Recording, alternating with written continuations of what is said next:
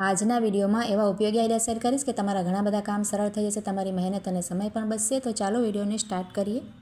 તો જ્યારે આપણે ઉતાવળમાં હોય અને આપણે આ રીતે ગરમ બાફેલા બટેટા છોલવા હોય ને, તો તેના માટે તમને એક સરસ ટિપ્સ બતાવું છું. જો આ રીતનું આપણી પાસે ઝારું હોય છે ને, પૂરી વગેરે આપણે તળતા હોઈએ, તે આપણે લઈને ઊંધું રાખવાનું. જો પ્લેટ એક નીચે રાખવાની અને ત્યાર પછી બટેટાના આ રીતે આપણે ફાડા કરી લેવાના. અને આ રીતે તમે કરશો ને તો તમને બે ફાયદા થશે. આ રીતે છાલ પણ નીકળી જશે, ગરમ હશે તો વધારે ગરમ પણ આપણને ન લાગે, અને નીચે આપણે છે ને ભૂક્કો પણ થઈ જશે. ઝારામાં આપણે જે જાળી હોય ને તેના મદદથી આપણને બે ફાયદા થાય છે. જો નીચે મારે ભૂક્કો પણ થઈ ગયો છે અને છાલ પણ આપણી નીકળી ગઈ છે, અને એક જ 2 જ મિનિટમાં આપણું કામ થઈ જશે. ખૂબ જ સરસ આઈડિયા છે, એકવાર જરૂરથી ટ્રાય કરજો અને સારી લાગી હોય તો લાઈક કરજો.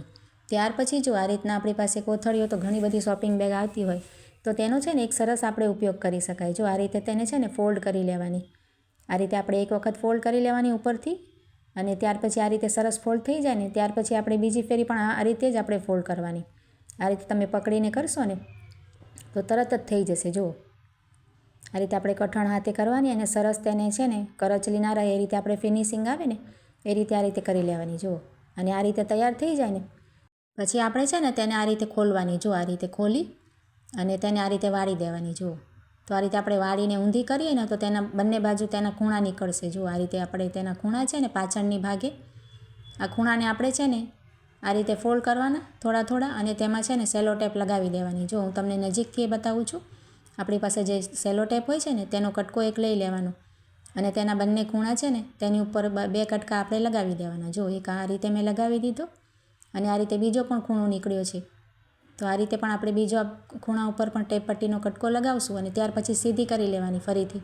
તો આપણે સરસ બાસ્કેટ જેવું બનીને તૈયાર થઈ જશે. જુઓ કોઈ પણ થેલીથી તમે આ બનાવી શકો.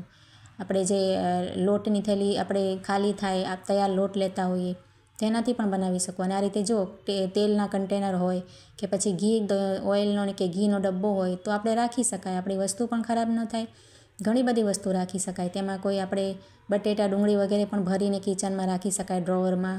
ખૂબ જ ઉપયોગી થાય, આ રીતે આપણે બનાવી શકાય. જુઓ ત્યાર પછી જો આ રીતના આપણે મરચાં ક્યારેક છે ને તીખા બહુ આવી જાય અને આપણને એમ થાય કે આપણે કદાચ હાથ બળશે, તો તેના માટે છે ને આ રીતનું પીઝા કટર તો હવે બધાના ઘરમાં હોય છે.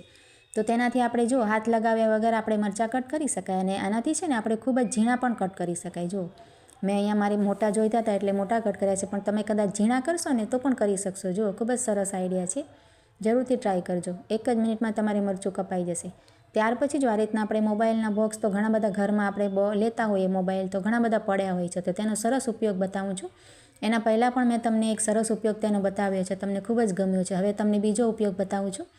આપણે છે ને આ રીતનું ઢાંકણ લઈ લેવાનું અને આ રીતે ડબલ સાઇડ ટેપનો એક કટકો લઈ લેવાનો, અને આ જે ઢાંકણ હોય ને કોઈ પણ તમારી પાસે ઢાંકણ હશે કોઈ પણ કલરનું તો ચાલશે. જુઓ, અને આ રીતે કટકો છે ને અને આ ભાગે ચોંટાડવાનું. જો તમે જોઈ શકો છો ને વિડીયોમાં, અને આ રીતે ઢાંકણ તેની ઉપર ચોંટાડી દેવાનું. તો મારી પાસે છે ને અત્યારે અહીંયા ફેવિક્વિક વગેરે નથી, તમે ફેવિક્વિકથી ચોંટાડો ને એટલે ઢાંકણ સરસ ચોંટી જાય ને ખાના જેવું બની ગયું છે. જુઓ આ ઢાંકણ છે ને આપણે ખોલવા માટે આપણે કર્યું છે.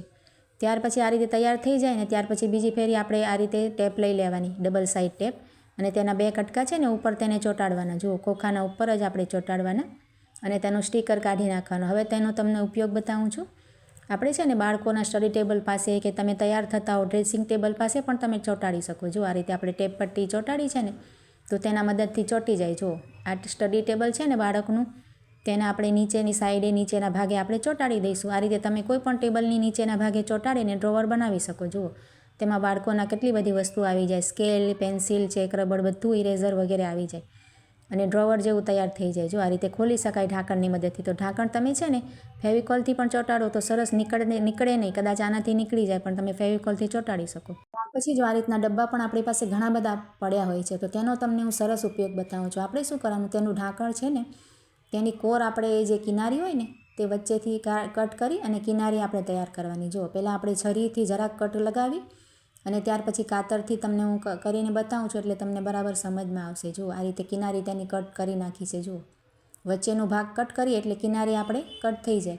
એવી જ રીતે આપણે જે ડબ્બો છે ને તેની પણ ઉપરની કિનારી અલગ કરી લેવાની છે. જુઓ તો આ રીતે આપણે કાતરથી સરસ જરાક સાચવીને કાપી લેવાનું. તો બંને કિનારીઓ આપણે કટ થઈ ગઈ છે. હવે તેનો સરસ ઉપયોગ તમને બતાવું છું.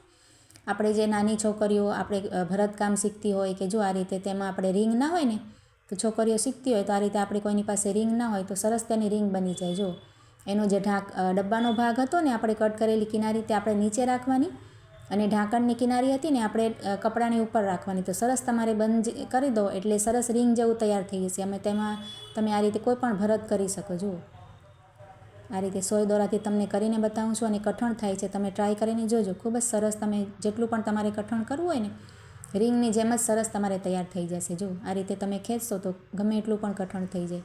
તો આજના આઈડિયા બધા કેવા લાગ્યા તે કમેન્ટ દ્વારા જરૂરથી જણાવજો અને સારા લાગ્યા હોય તો લાઈક કમેન્ટ કરજો અને મારી ચેનલને સબસ્ક્રાઈબ કરજો. તો ચાલો મળીએ નવા વિડીયોમાં.